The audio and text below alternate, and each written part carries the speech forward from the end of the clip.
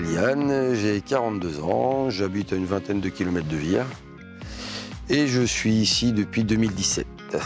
Mon métier, moi je suis préparateur de commandes principalement. C'est une entreprise de transport et logistique de produits frais et de distribution dans les supermarchés et grandes surfaces. Le rôle du préparateur de commandes, c'est de préparer justement des palettes qui vont partir dans les grandes surfaces. Donc on reçoit des palettes complètes et nous on prépare des commandes avec plusieurs références qui vont directement chez le client. Moi je suis du domaine de l'hôtellerie, l'industrie c'était un peu inconnu pour moi.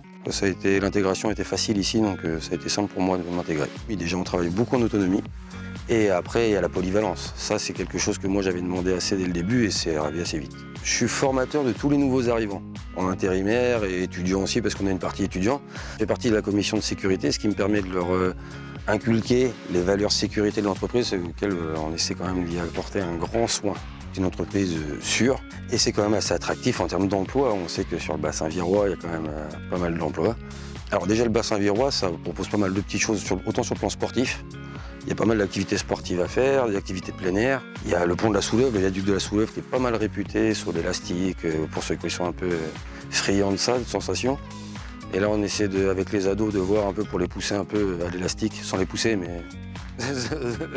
L'entreprise, en ce moment, on est sur une grosse politique d'embauche. Ça veut dire, je me semble que depuis le début de l'année, on a une dizaine de titularisations, je crois.